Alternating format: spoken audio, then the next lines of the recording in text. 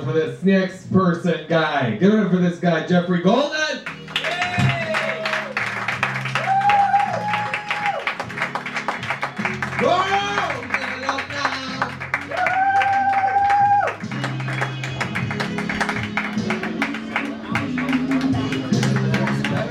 Stop the music!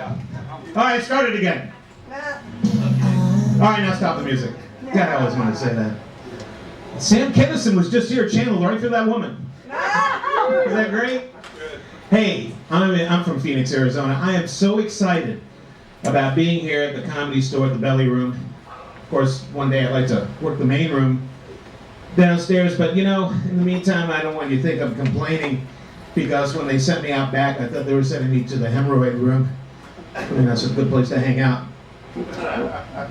How many people here are divorced? Raise up your hands. Just me. I'm the only one that's divorced. But let me tell you about my ex-wife. A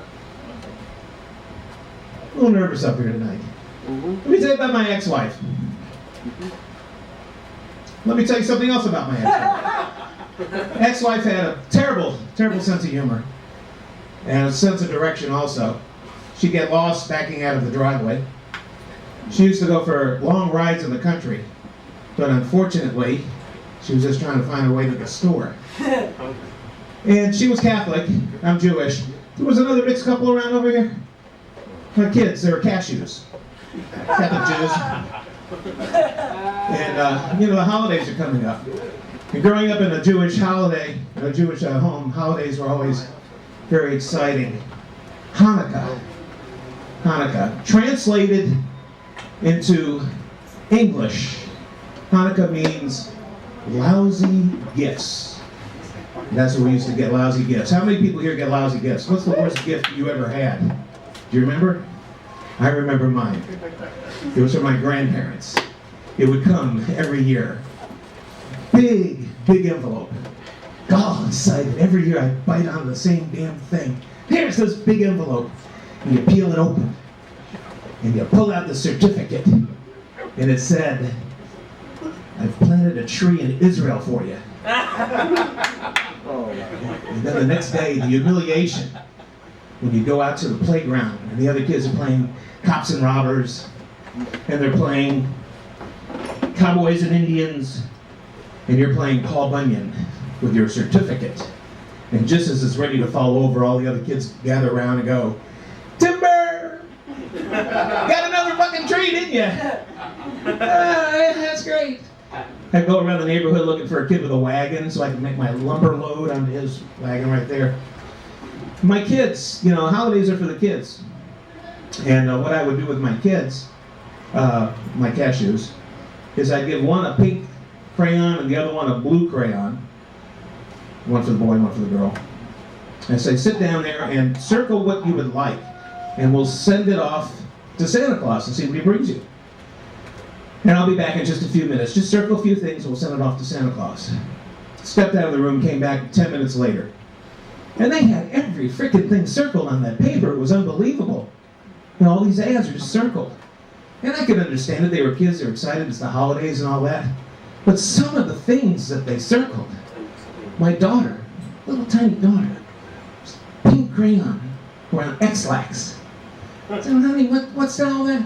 Oh, Daddy, it's a kitty bar. I really like kitty bars. My son, Jason, blue crayon. Caulking gun. Caulking gun. Son, why did you circle that? Oh, Dad, that's a saltwater taffy dispenser. Your imaginations were great, okay? I finally had to stop that whole thing when I noticed that my son had circled absorbent tampons. And I was really curious. I said, Jason, what is that? He goes, oh, Dad, those are miniature rocket ships, and there's a whole freaking fleet of them. Yeah. By the way, I finally got even with my grandparents, the ones that would send me the tree. On their 50th anniversary, I sent them this big envelope. And they opened it up, and in it said, I've named a star for you somewhere in the universe.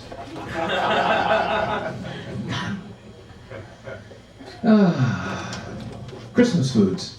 Christmas foods are really, really good. Hanukkah foods. Christmas foods are good, though. You got things like candy canes, chocolate Santas, pumpkin pie, all kinds of really neat stuff like that. Jews, gefilte fish, and horseradish. And for you people who have never tasted gefilte fish, besides being lucky, let me try to describe it to you. They always say, this takes an acquired taste. Acquired taste. You know what that is? That means, I don't believe you're going to put that ugly thing in your mouth. And if you ever want to play a practical joke on someone with gefilte fish, go to the store, buy a jar of it, take it into a bathroom, take one piece out, put it in the toilet, and then go yelling out, my God, somebody had Clorox in there. Okay, that didn't work, so we'll scratch that one off. You see, gefilte fish is like if you had eaten white things for the last 3 days in a row, and then you had to take a dump, and you turn around, you look in the toilet, and there it is floating there. That's what gefilte fish looks like. Now you got it, okay. Oh, yeah. Now I'm happily married, and I have a permanent wife. I have a first wife, but yeah, I got a permanent wife. She's great. And she's a Christian lady, and that's fine. You know, we have Christmas dinner at her house, and it's terrific, all kinds of good stuff to eat and all that. And it just reminded me of a kid when we used to have Christmas dinner at my parents' house. And that would be going out to a Chinese restaurant because that's the only thing open on Christmas night. Listen, I want to go ahead and close the set. Have a good evening, everybody. One more thing, because everyone is doing some stuff that's gay. Let me just tell you, everyone's familiar with Meredith Baxter Birney, right? Yeah. You know, she's been booked now to be on Ellen. Not on the show, actually on Ellen. That's it.